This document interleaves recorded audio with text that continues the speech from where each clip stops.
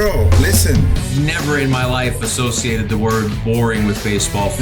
We know what's up. Me? Yeah. Famous? Yeah. And I'm like giddy over there smiling like, we're about to win this shit. Did everyone give you crap? Give me a good host story. I'm not picking it up. We both love the game. We talk about it every day. Getting on baseball. Having some popcorn, you're fooling around your phone. I'd have to wait in line for 3 hours. Hang on, because it's about to be a wild ride. All right, there's no human being I'd rather have on the podcast right now than Buster Olney. Back.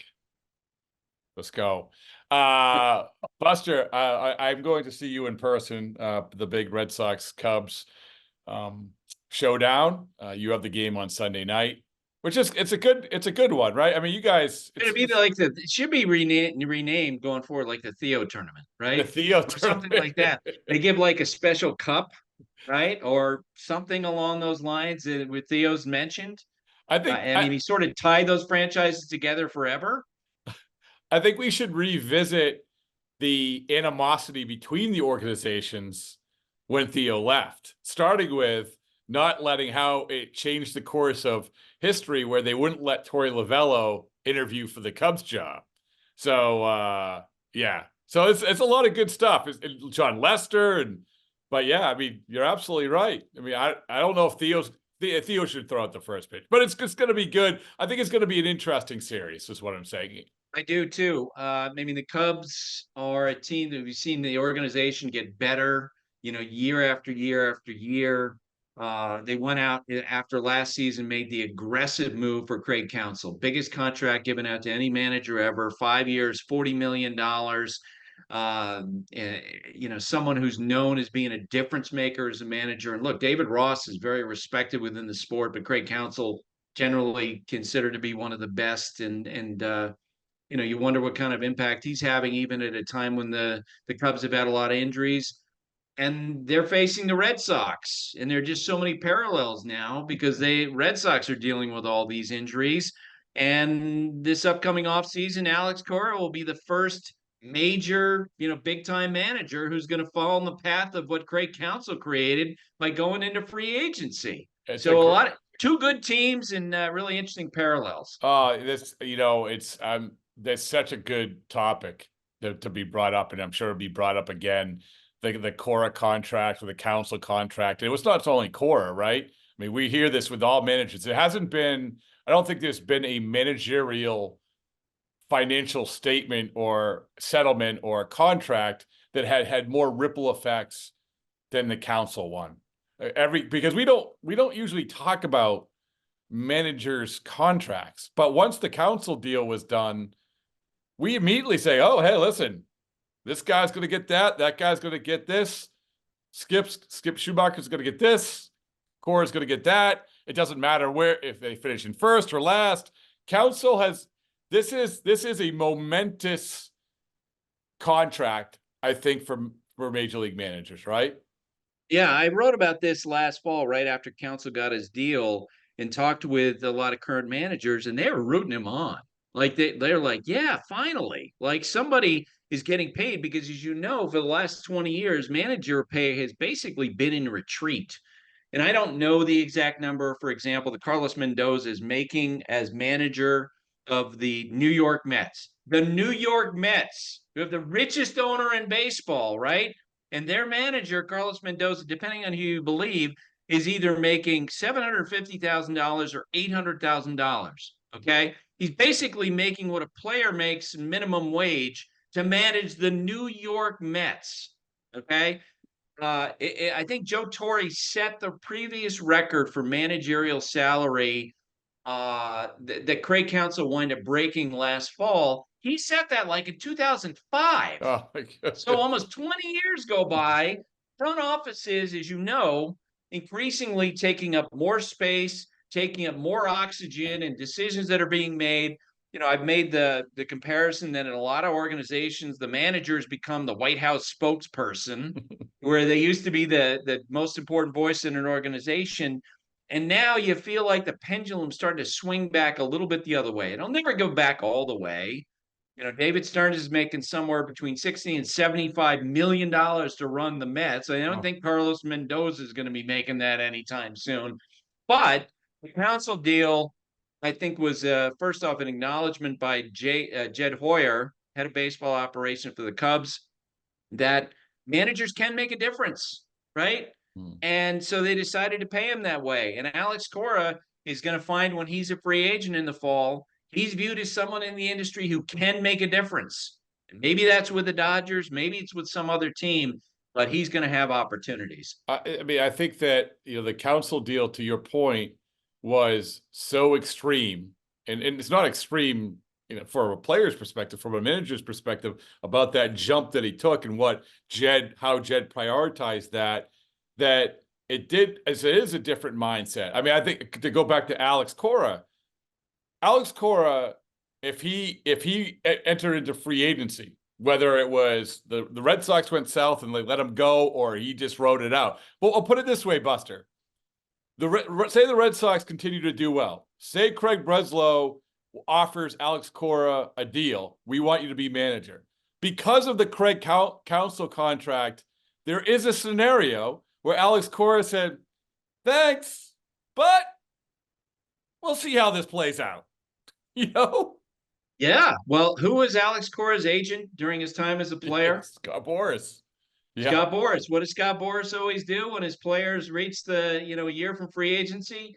He almost always takes his clients into the marketplace. So Alex understands this, that his numbers are going to be pushed if he can get out into an open market. And look, that would not be a good situation for every manager, but there are managers who reach a certain stature where they can push those numbers, and it would benefit all managers, which is why when Counsell got his deal last fall, and he made the decision, and this is someone who's, worked in the union.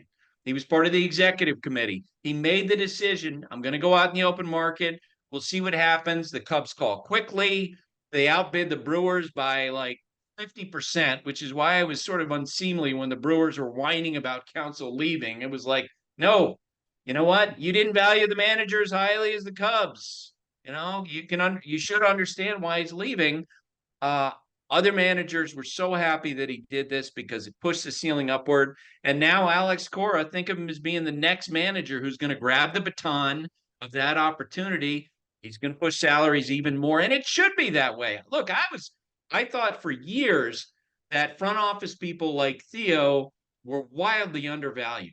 You think about Theo, and I don't know what his salary was in 2004, but what his value to the Red Sox organization was at that time, the difference that he made, oh my God, he should have, those guys should have been making more money. But I think it's the same true with managers. The idea that the guy who represents the New York Mets in front of the media twice a day is making less than most of the relief pitchers, it's kind of crazy. It is crazy. I did not realize that. It is nuts. So when it comes to Counsell, now, as we sort of go into this series that we're talking about with the Cubs, what impact do you think Counsell has had? Because it's the immediate one when he signs with the Cubs is this perception.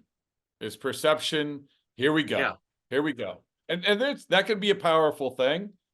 But now that we're into it a little bit, what's been the impact of Craig Counsell? So I wish I could give you a concrete answer. I think it's one of those things where we need more sample size. I would say this, when I've talked to other managers about going against him, they say, and they used to say this about Bruce Bochy, they still say it about Bruce Bochy, he doesn't miss anything. Like you're managing against him, that he's going to have the right place, the right player in the right position at the right time. And he's just not going to miss in that regard. The biggest thing, and I'm curious about as we go forward, is what's his impact going to be on the bullpen?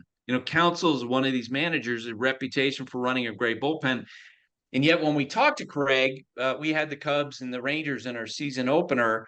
Craig was like, I've been so lucky because he had, Corey Knebel, and then he had Josh Hader, and then Devin Williams. And Craig is really self-deprecating. He goes, I basically have been managing 8 innings my whole time as a major league manager. Like he's always had great closers. And one of the Cubs' early season issues this year is the back end of their bullpen. And we'll see what decisions he makes. If you look at his track record, he'll eventually figure it out. The way a Bochy has, the way a Buck Showalter has. He was always very good at running bullpens.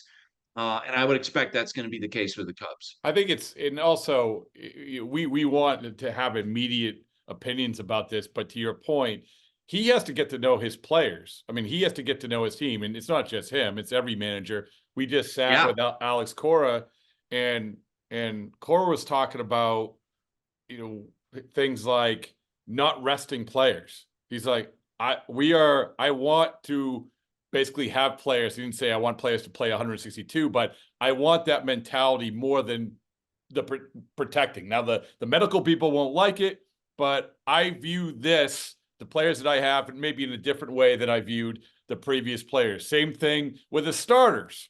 Hey, you know what? I'm not just going to go by the book and take a guy out after 4, second time through the order. I'm going to view it a different way because I know that player more. This is what all managers are going through right now. We want immediate answers, especially with the bullpen, right? I mean, yeah. And it's a lot easier for Alex Cora to do that now that he has experience. Now he's time in the books. Can you imagine if Carlos Mendoza went to David Stern and said, "No, you know what? I'm going to play everybody 162," or I'm not going to. You're just not going to do that. Alex has enough stature in the game where he can make decisions like that. And you're right. I mean, front offices. We went from resting pitchers and putting on pitcher innings limits to where you're starting to hear the last 5 years about load management and players, are better when they're rested. And then the old Atlanta Braves pop up and everyone's playing 155 games and they're the best team in baseball during the regular season. And all of a sudden, some of those, the front office perspectives aren't as defensible as they used to be. And I do. You feel like the pendulum is swinging back the other way right now, where managers are having more authority. They're thinking more about relying on starting pitchers, and they're also rethinking some of these, feelings in the industry about resting players. Yeah, it is like it's funny, the push and pull. It's the push and pull. We've gone Always. through. We've gone, Buster. We've gone through, especially in recent years, how much influence does the front office have? But then, hey, listen, I'm not going to paint this with a broad brush, but look at the Final Fours for the teams for the last couple of years. These are old school guys for the most part. Old school guys who are secure in themselves, who are saying, I'll take your information, but I'm going to do it my way. And I'm not saying that that's scientifically the path to win a World Series, but we can't ignore that. We can't ignore that these guys, you have to be secure in your existence of what you know and what you feel. And to your point, I think Counsell and Cora are those two kind of guys. So. And you have to be empowered by your front office, right?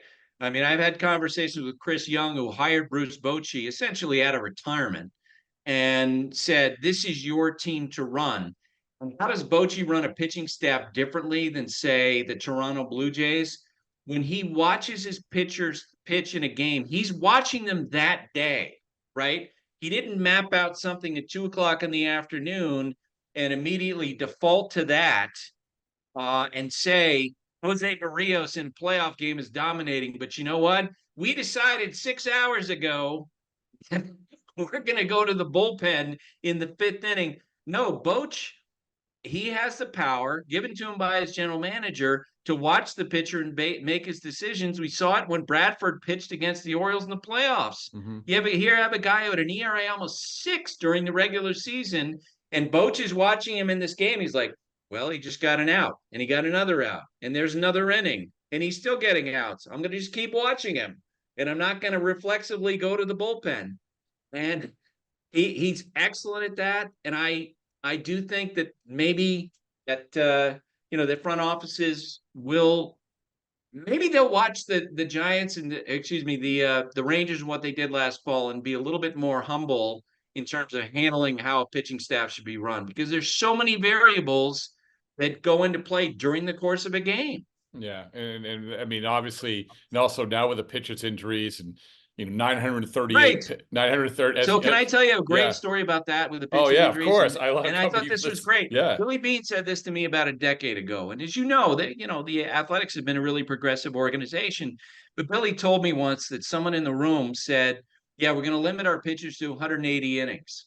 And Billy naturally pushed back and said, tell me why it's 180. Tell me why it's not 179. Maybe it should be 184. Maybe it should be 170. How can you do a one size fits all blanket rules when everybody's completely different? Everyone's path to the big leagues has been completely different. Uh, amateurs, baseball, and pitching in college and all the way up. You don't really know what the wear and tear is. But I think what's happened is that a lot of the front offices they desperately need and to feel control over situations, right? So it's like 180 was the number, you know, and now it feels like that maybe there's some feel to the game that's being exercised by folks like Bruce Bochy, like Alex Cora, and they're starting to swing back the other way. Well, it's interesting because we had Drew Pomerantz on about a week or so ago, and we were talking about this. And it's, listen, we've in the last week, Buster, I've talked to maybe 5 different players, people, and I've gotten all legitimate answers to the injury thing. But Pomerantz has talked about that in 2019, after the Red Sox win, they want to draw back, right? They're like, our pitchers went too deep. We want to draw back and we're going to slow play it. It's like, that's the first time I ever got hurt. Like when I did something that it seemed good on paper, but it wasn't the right thing for me. It's like, and I was like, oh, to me, a lot of this stuff makes sense. And that made sense to me. But it goes back to what you're talking about, the feel of it. So, yeah. And you know what? And also the realization that you're not going to be able to control everything. And you don't know all the variables because you don't know, they're not charting pitches when these kids are, 11, 12, 13, 14 years old. They're not collecting information. They don't really know what the condition of these players are and how often they're pitching when they're young, which is a factor. And so I think to some degree, teams have to let pitchers just pitch. Like I'm watching the Pirates with Paul Skeens. Like, what are we doing? At some point, the guy's one of your 10 best pitchers. Put him in the big leagues, right? Yeah. Hey, you're gonna slow play that stuff, Rob? Come on. I know. Selfishly, for no other reason, let's go. Let's see this guy pitch. But all right, so I want to ask you. And I won't take up too much of your time, but I want to ask you sort of like what teams aren't fraudulent. There's no other way to put it. But we had mentioned the Cubs, and they're sort of, to me, like on one of these teams on the edge. Yes. Make the case. Now, the Bellinger thing, which is a whole nother conversation about, Boris guys and Snell and Bellinger and all that, whatever. I mean, again, we don't know science, but it doesn't look like it's not a great pitcher. But Cody Bellinger is an important part of this. I'll start here before you give me the teams that you actually think these are legit top tier teams. Where do the Cubs rank in that world? So I've got them. Actually, it's interesting. I kind of, I'm thinking that they're somewhere in the 10 to 12 range. And I think they have a lot of room to grow, as Cody comes back and he's healthy and Suzuki comes back and he's healthy. Because I think, they've been winning despite the fact they haven't had Suzuki. Suzuki clearly turned a corner last August. Like he went from being a mid-level player to being a second echelon player. He's a guy who's having high impact when he plays. I think from what I hear, the culture within that team is excellent. And I'm going to be biased on this because my Vanderbilt guy, Dansby Swanson, was brought in to help to change that. I think that's been excellent. They have a really good defensive team. So I think they will be consistent in terms of being competitive all year. But I still don't have them in that range of, the the Atlanta Braves and the Dodgers and the Phillies to me are like in a different world. The So- Orioles, so- the Yankees. So those five you just rattled off, and those would be, I think, the consensus, the five teams right now, like the Orioles, the Yankees, the Phillies, the Dodgers, the Braves. Like, Yep. and so is there a team that's record-wise getting in the mix that you would say, all right, I believe in that team? Maybe I didn't believe in them before. You know, there's examples of this. What the team with the best record in baseball, where I'm sitting right now in Cleveland. You know, they got the best record in baseball, but it's really, really difficult to put them in that top five. It really is. Yeah, I want to see if their offense stays this good, right? As you and I speak, they're 7th in the major leagues in runs scored, okay, which no one would have thought coming. They're surviving despite not hitting a lot of home runs, so we'll see on that. The team that I think might be the big shocker during the whole year, the Kansas City Royals. Yeah, I was Okay? going to mention them. Yes, thank you.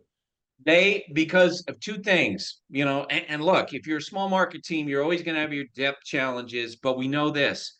They have one of the 5 best players in baseball in Bobby Witt Jr. Every day, they have an anchor position star.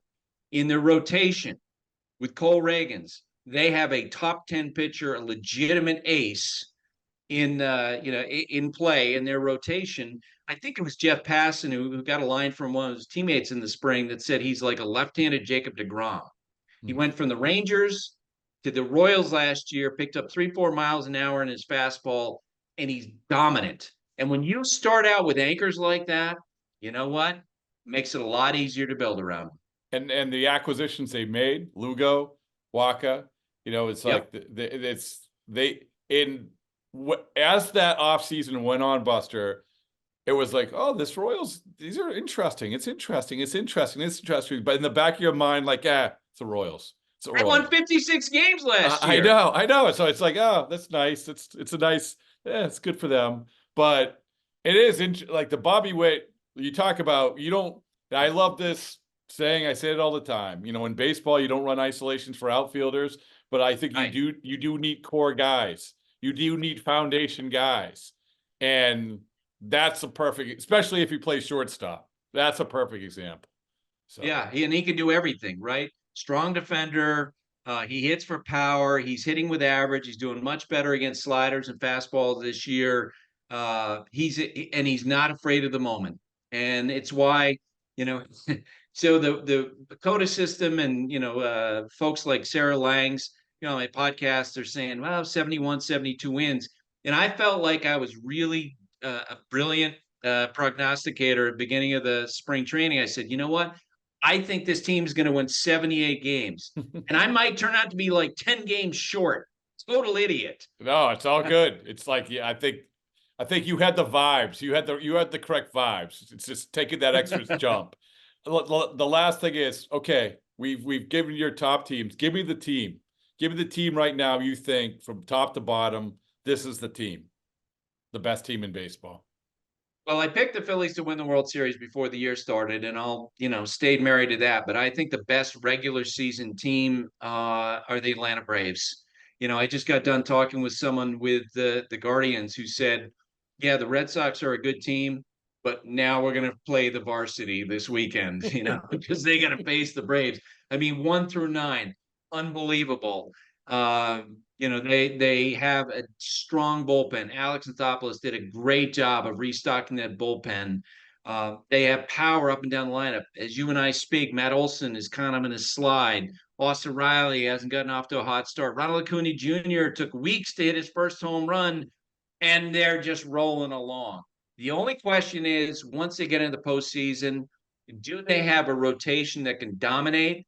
And having Chris Sale, now that Spencer Strider's out, gives them that guy. Because you know better than I do, if Atlanta makes the postseason, Chris Sale is going to be happy if they give him the ball in game 1. He will embrace that challenge. He's pitching with a big chip on his shoulder, and it's pretty cool. It is. It's one of the better stories. And, after all Chris has gone through, and I said this, I talked owned every bit of it, and owned every bit of it. And Buster, when I was sold on this year, and maybe I'm wrong, maybe things go the other way tomorrow, I don't know. But where I was sold when I talked to him and he said, this is the first time since 2017 I ended the year healthy. I had a healthy offseason. I entered spring training healthy, and I'm heading into the season healthy. And to me, like, that makes sense. It's not like I'm going to do it, no question. Because I've heard that from him before, but that made sense to me. And then you go through spring training, and now you see, there you go. I believe it. I think he and actually, and this is Red Sox connected in two ways. I've been thinking about this. The old adage of, well, it just needs to change the scenery. Maybe that's something you shouldn't necessarily listen to. That perception, maybe it's just, Chris Sale needs to change the scenery. Maybe he didn't. Maybe it would have been better if they had said, wow, he's finally healthy. Let's go. Let's run with it. Because I know this. The day they traded for him, I talked to people, the Braves are like, we think he's healthy and he's going to throw great, and he is. And on the flip side of that, Tyler O'Neill for the Cardinals, like, well, it's time for a change of scenery. He needs to go someplace else. Maybe he didn't. Yeah, maybe he's a really good player, and he just needed circumstances where he could be a great player again, the way that he was in St. Louis. Yeah, I would agree with all that, both those examples. Well, Buster, I appreciate it. We're going to see face-to-face. It's going to be a fun weekend, broadcast Sunday night. So it's going to be good times, man. Thank you so much. I'll see you at Fenway.